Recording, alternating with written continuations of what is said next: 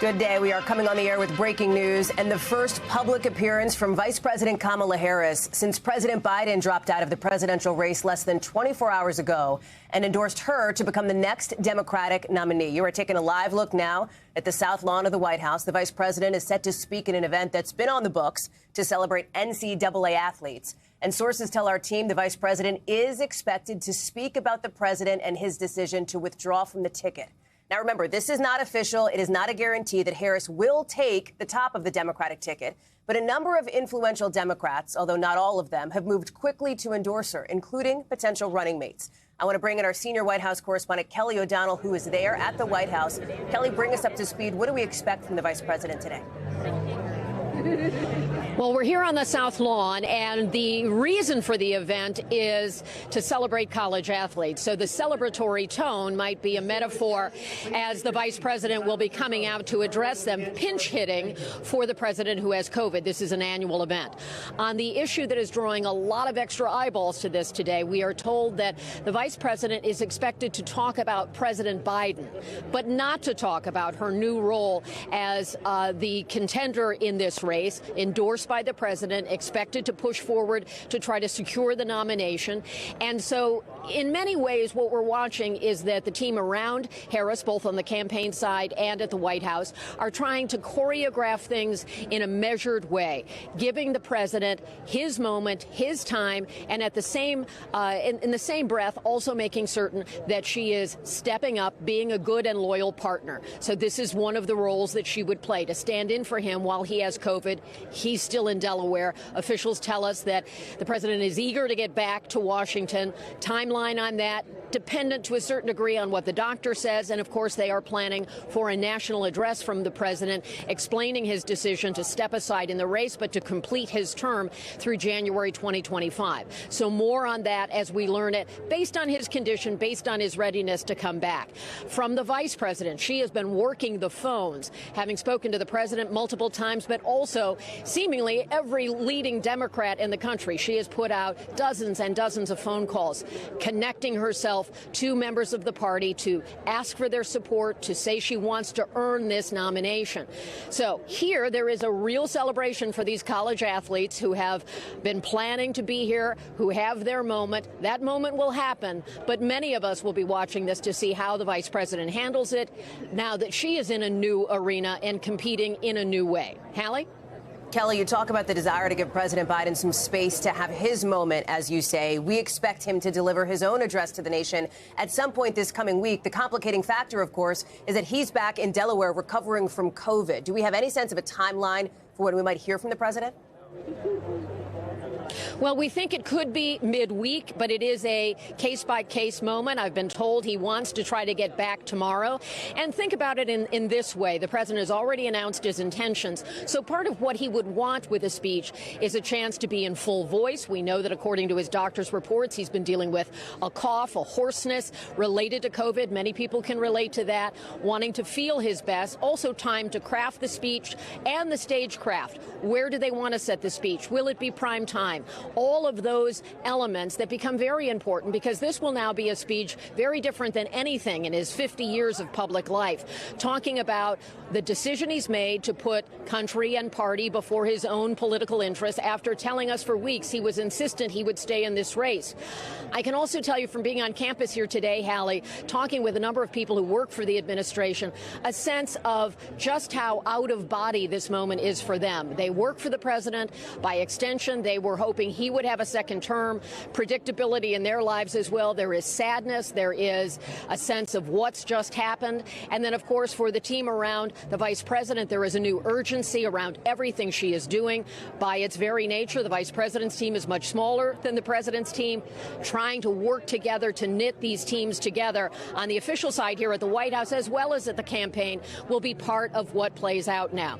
They are certainly encouraged by the fact there has been so much support coming from the grassroots of the party, from elected Democrats toward Kamala Harris. At the same time, we know But there is an actual process involving the delegates of the party, lots of steps to go through to try to, with just about 100 days till the election, knit this together to have a new leader of the campaign, at least from the Biden-Harris side. Will there be anyone challenging her for that position? They've had to change the logo, they've had to change the list, and things are changing in increments, big and small, and certainly a lot of new pressure on the vice president, even to do something like this, which for politicians could be the kind of event they can do sleepwalking, a happy event for celebrating athletes. That's something that they've all done in various levels of government. And now she's going to do that knowing that the eyes of the country and the world are watching her not as the sitting vice president, but as the emerging standard bearer of the party with the president's endorsement that she carry on. Hallie? Kelly O'Donnell there on the South Lawn of the White House. You are looking on the left side of your screen at that live look at the White House South Lawn, where we expect to see Vice President Kamala Harris any minute for those remarks, presumably briefly on President Biden before addressing the college athletes that have assembled there. Let me bring in Ryan Nobles on Capitol Hill. And Ryan, to the point that Kelly is making, some key questions for the party moving forward. First of all, would anybody seek to challenge Kamala Harris for the top of the Democratic ticket? And second, who might her running mate be? It seems as though the party has moved quickly around her to endorse her, although it is not a done deal yet, and we are still waiting to hear from, for example, top Senate Democrat Chuck Schumer, former Speaker of the House Nancy Pelosi. On the running mate front, it's interesting because all the folks that have been speculated about on that short list, for the most part, have now come out and said they back Kamala Harris to take that nomination. Yeah, also former President Barack Obama has yet to weigh in as someone who's endorsing Kamala Harris as well. That's a name that's still out there. And I do think that Democrats are wrestling with this idea of unifying as quickly as possible while at the same time not making it appear as though this is a coronation for Kamala Harris. They would like to see a bit of an open competition, a democratic process, because this is so unique. This is such an unconventional situation that we find ourselves in. But it doesn't look like that may materialize. There just is not another person willing to raise their hand to take on Kamala Harris, especially because she appears to have really consolidated the support of the Democratic Party. It just seems like every few minutes we have to check our email and phones to find another member of the Democratic establishment that is endorsing her campaign. And so I think that will make it difficult for another candidate to emerge. We saw Joe Manchin of West Virginia very briefly flirt with the idea of challenging or at least putting his hat into the ring and then quickly backing away, but still calling for an open process. You know, Hallie, I think what we're about to see play out here on the South Lawn is something that the Democrats that I've talked to are yearning for. They really believe that Kamala Harris excels in settings like these. And they believe that, you know, when you're the vice president, you only have a very few opportunities to be at center stage. You are really a supporting character when it comes to the administration and its work. And they believe that she has the ability and the goods, if you will, to stand on her own 2 feet and be a star in the Democratic Party.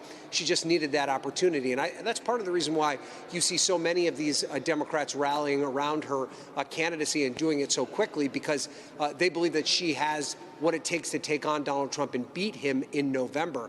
And so I think this first step out into the spotlight is going to be something that everyone's going to be watching closely. But then this campaign's quickly going to meld into a routine that is much similar, more similar to the presidential campaigns that we've seen over the past decade or so. And Democrats are eager for that to be the contest, a Harris versus Trump contest versus the questions about President Biden and his ability to stand up in a contest like this over the next couple of months, Hallie. Ryan Nobles, thank you very much. As we continue to wait for the vice president to take that microphone there on the South Lawn, we were told that she was a couple of minutes away, about 8 to 10 minutes ago, so presumably it'll be any second. I want to get to Monica Alba, who also covers the White House for us. And Monica, talk us through what we're hearing on the money front, if you will. We understand from the vice president's team, now the Harris campaign, no longer the Biden campaign, that they raised something like $50 million since President Biden endorsed Kamala Harris, a record one-day grassroots fundraising haul. What else do we know about that front and about where polling stands now, which was critical, we understand, in President Biden coming to the decision to withdraw from this race?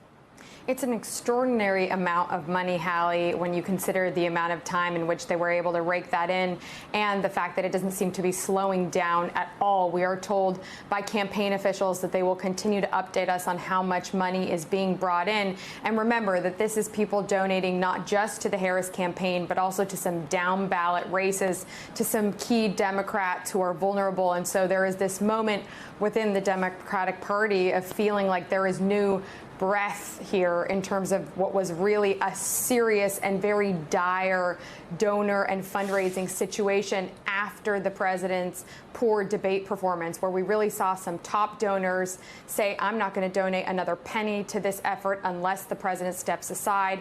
There was some grassroots momentum, but we knew that the fundraising picture, at least for the month of July, was going to be very, very dismal compared to now where we are. There's going to be this huge spike at the end of the month because of this monumental decision from the president. And by endorsing Kamala Harris, that has allowed some of these groups and some of these outside organizations to also try to rally donations around her. So I think we can expect to see this be another key storyline, though for the Republicans' part, we know that they have also had a monster amount of fundraising in recent weeks and months. So in terms of who's going to have more of a cash advantage, that's now a large question after the Democrats had much of their advantage erased in recent weeks earlier in the summer. You mentioned polling, Hallie. We do know that President Biden in the last couple of weeks had asked some of his most trusted aides to show him polling about Vice President Harris's standing in a head-to-head matchup with former President Trump. We know that that's something that he wanted to see. We know also that the Biden campaign quietly had been doing some of that internal polling, and they weren't going to really publicize that. And they were doing that in a way to try to look at this, they argued, because Donald Trump was stepping up his attacks on Kamala Harris in real time. That's how they tried to frame it. But we know that that's also data that likely President Biden would have wanted to see in order to make his decision. And when you look at the public polling in terms of how Vice President Harris does against former President Trump, there is really a lot to compare with how President Biden was faring. So there is some question here about some concerns in some key battleground states, but there is a sense and some thinking that once Vice President Harris is going to really be the person people and Democrats rally around, she could see a bump in the polling. We'll see if that bears out. But that was something I'm told that President Biden did consider. He wanted to know more details about, and clearly it's something that's been a part of the conversation with some other really bleak battleground polling, I'm told, that he was presented with this weekend. Hallie. Monica Alba, thank you so much. Kelly O'Donnell, let me go back to you on the South Lawn, because as Monica was speaking there in just the last 30 seconds or so, we're getting word about a bit of a schedule shift for the vice president. She is heading to Wilmington later today, right? We had learned through our reporting that she had told her staff she wanted a chance to speak directly to the campaign team. Remember, this is the team that was assembled under Biden-Harris, working in Wilmington, the president's hometown, therefore the hometown of the campaign, and that she wanted to address them. We now know at 3 o'clock this afternoon, in that hour, she's expected to go to Wilmington, to the headquarters, to meet the staff. You can't discount the emotion that is involved in all of this. She, of course, had been a part of the campaign, but now takes on a new role as the president has endorsed her to be at the top of the ticket. The announcements are beginning here. I'll just finish up by saying that the vice president will make that connection with the team that will now work on behalf of trying to get her elected in November if things go as they plan, as this event gets underway. Hallie. Kelly, I'll let you take your seat there as we see some of those athletes coming out. So again, just to be clear, this is a previously scheduled event. It had been on the books to celebrate NCAA college athletes here at the White House. The vice president obviously celebrating their accomplishments and their achievements, but doing so on the backdrop of a pivotal moment politically, not just for her, but for the country as well, as she has now received President Biden's endorsement in this 2024 campaign less than 24 hours after he decided to withdraw from the race. The president, of course, under intense pressure from elected Democrats, from members of his own party to pull out of the race for the reasons that we have been talking about here, concerned that he could not, in fact, beat former President Trump come November. We are just presumably seconds away from the vice president here walking out. And Monica Alba, who's with us as well, that she is going to be heading up to speak to campaign staff. It is a new moment for the Democratic campaign, whether she ultimately becomes the nominee or not. That's right, Hallie. And we know that yesterday, again, some of these staffers had no idea that this was coming. They had been told that it was full steam ahead. Some of them were actively door knocking when the president posted his letter on social media. Some of them were planning upcoming fundraisers and trips. And so I think there is a sense that many of them want to hear from Vice President Harris directly to talk about the path forward. And really, yesterday, they did try to assure these staffers that they would still have a job with the Wilmington, Delaware operation, that they had built this campaign in a way, and in the words of the campaign co-chair, to, quote, be able to beat Donald Trump, and that is exactly what they were going to try to now seamlessly transition to do with Vice President Harris leading the way. So I think she will be delivering that message on her own, and she'll be thanking the campaign staffers as we see her approaching there. That's right. Here comes Vice President Kamala Harris. She will be briefly introduced before, of course, taking the microphone at this key moment. Again, the vice president set to head to Wilmington, Delaware, not too long from now, in order to speak with campaign staff. It's a moment you have to think these college students knew they'd be in the spotlight, given that they were coming to the White House. They probably did not think 48 hours ago that they'd end up broadcast live on national TV, given this moment here for Vice President Harris. I believe that Ryan Nobles is still with us as well. The question, of course, moving forward, Ryan, what are we going to hear from some of these top Democratic leaders who have not yet endorsed Kamala Harris? It is possible that they are giving President Biden the space to make his own remarks, as we expect him to do later on this week. Yeah, and I talked to one Democratic operative, Hallie, who said that we shouldn't read too much into the fact that you have folks like Pelosi, Schumer, and Obama who've yet to make their endorsements known, because there could be a strategic play here. For instance, when President Obama and Michelle Obama decide to endorse, if they decide to endorse Kamala Harris, that on its own could be a day-long news cycle, especially if President Obama is willing to go on camera and talk about it. So. You know, I don't think that we should read into it that there's any kind of reluctance on behalf of any of these leaders to step up and endorse Kamala Harris, but there could be more of a strategic plan here. And I also do think that there is a real concern and an angst among Democrats that this process plays itself out too quickly, and that it looks as though no one else was given the opportunity to raise their hand and get involved in this race. Democrats are struggling right now here, Hallie, because they've spent 3 weeks kind of at each other's throats. There's been a back and forth over whether or not President Biden should exit the race. There have been obviously some strong voices that were in the camp that he should stay in and hold on. There were strong voices saying that he should step aside. There was also a large group of Democrats who just didn't know what the path forward would be.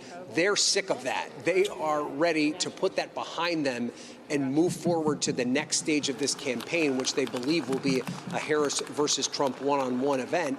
And they'd like that to be exciting. In addition to Harris herself putting herself out there as the leader of this ticket, there's going to be a lot of intrigue and excitement around who she picks as her candidate for vice president. There's a lot of names out there being floated that are considered to be strong talents, a deep bench on the Democratic base that come from states like Kentucky. Andy Beshear, the governor there, Roy Cooper of North Carolina, Josh Shapiro, perhaps the governor of Pennsylvania. That's a key swing state. You also have Mark Kelly, who's the senator from Arizona. Arizona, also a key swing state who has a compelling life story. These are all individuals who Democrats are excited about and who would love to have their place on the national stage. And it's a conversation they'd much rather be having than these questions that dogged them over the past 3 weeks about President Biden and his health and his capacity for the job. Ryan Nobles, thank you. Let's listen in to Vice President Kamala Harris at the White House. Thank you for all you do to support these extraordinary student athletes. And it is good to be here with so many leaders, including, of course, members of Congress, members of our administration, and our extraordinary athletes. Our president, Joe Biden, wanted to be here today. He is feeling much better and recovering fast, and he looks forward to getting back on the road. And I wanted to say a few words about our president. Joe Biden's legacy of accomplishment over the past 3 years is unmatched in modern history. In one term, he has already, yes, you may clap.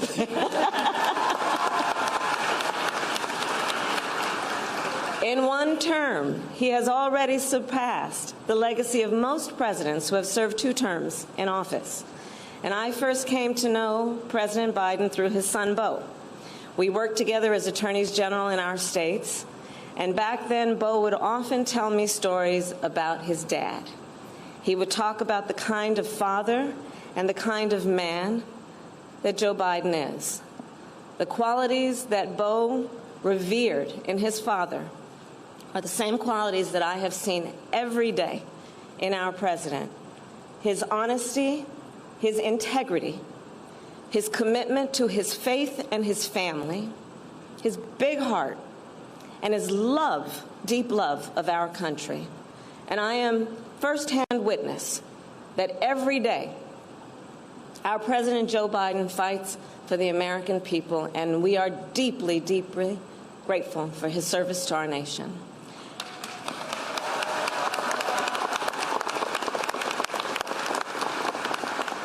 And so with that, on behalf of our President and Dr. Biden, I am honored to welcome all of you to the White House to celebrate the achievements of these great athletes. Every one of them is a national champion, a national champion. In America, tens of millions of people play a sport as a child, and the best of the best grow up to become national champions.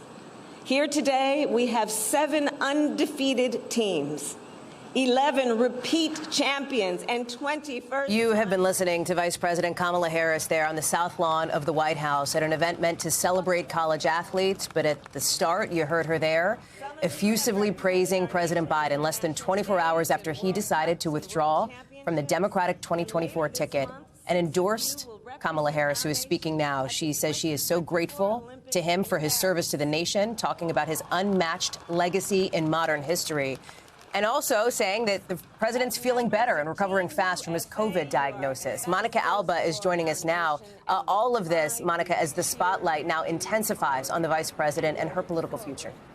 Yeah, and I was struck, Hallie, that she decided in those short comments about President Biden to talk about his late son, Beau Biden, and the fact that Vice President Harris did have a working relationship as former attorneys general years ago before he passed away from brain cancer. And she specifically wanted to talk about the way that Beau Biden talked about his father in terms of the human being that he was, the man that he is. And I think she really wanted to take a moment there, it seemed, to personalize that for the country and to try to approach this huge, monumental decision a little bit more as a human being, and what it would have meant for him to have done that and what it means for the country, as she did allude to his years of public service and his leadership as well. But we know from our reporting that the vice president didn't want to speak about that too much at this event. She wanted to kind of give it a nod at the top and then focus on what this NCAA championship event is supposed to be about, which is commending these student athletes. But we know that later on this week, she is going to expand on that, and she will be talking about that in a more fulsome manner. And I think when she hits the campaign trail, she's scheduled to go to Milwaukee, to Wisconsin tomorrow, for instance. We'll hear more about that. And then that also raises this question, Hallie, about when we're going to hear from President Biden in his own national address to expand on why he made this decision. And she did say he's feeling better. He's still recovering from his case of COVID, but he might be coming back to the White House in the next few days to deliver that major address, which I'm told his aides, along with the president, who of course will have a very key hand in that speech, they've already started working on it. They are drafting sections of it today and will be working on it as well, while he is still in Rehoboth Beach, Delaware. And once his doctor gives him the all clear to return to Washington, we expect that one of his first major acts would be to deliver that speech, we believe, from the White House, though I'm told by several officials that the exact venue, the exact format, length, and timing is still a bit up in the air, depending on his health. But I think there is this also larger question about just how we're going to see Vice President Harris now in this newer role. And I'm told that she's going to be doing things like she's doing today, which is some things that President Biden would have been doing as well. She is anticipated to be meeting, in addition to the president, at some point this week with Israeli Prime Minister Benjamin Netanyahu, who's coming to Washington for a couple of days.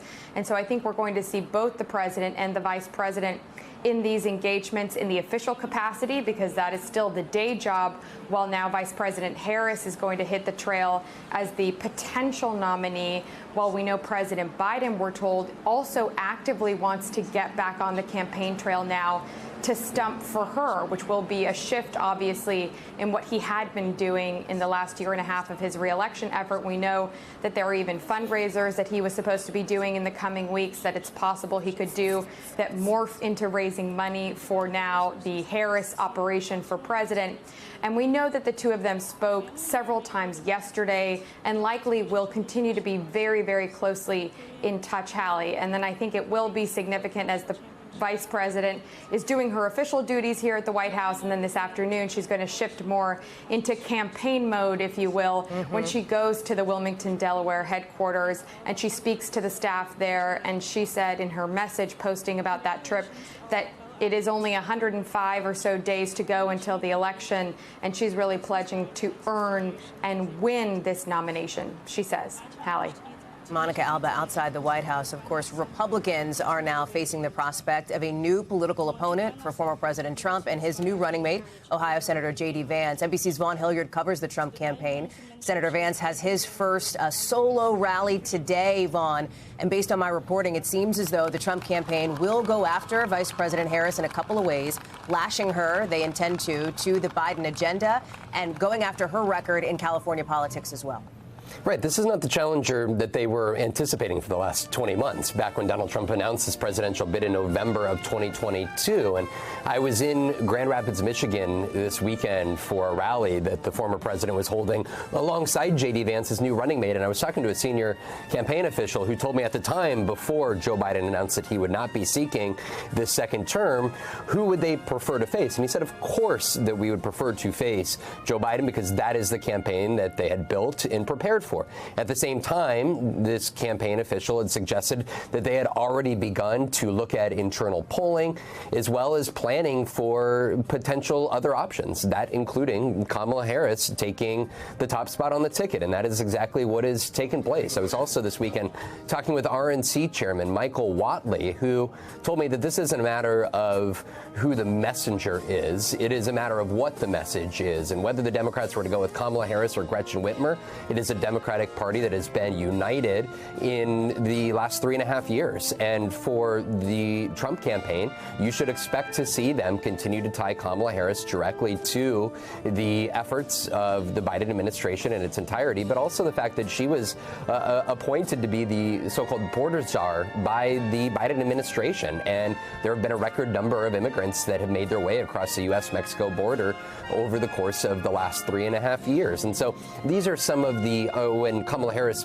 gets further under the microscope, some of those questions will be, of course, put to her. And the other part of this is whether there will be a presidential debate between Donald Trump and Kamala Harris. And just last night, Jason Miller, a senior advisor to Donald Trump, suggested that Donald Trump was prepared to, in fact, debate her. And on social media, Donald Trump had suggested that he may want to change the venue, the TV news network that would be hosting it, suggesting that it should be potentially Fox that hosts it. At the same time, I'm told that it is a matter of whether it could be put to somebody else to host it. So there are still some open question marks. That second debate, Allie, was slated to take place in September. But now with the Democratic National Convention coming up in just 4 weeks from now, of course, there's a lot of questions before the Trump team further steps up exactly what their plans are moving forward.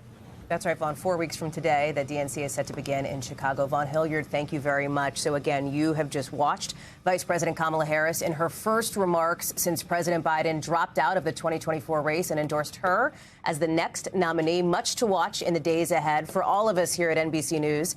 Thank you. This concludes our special report. Much more ahead on Nightly News and on NBCNews.com.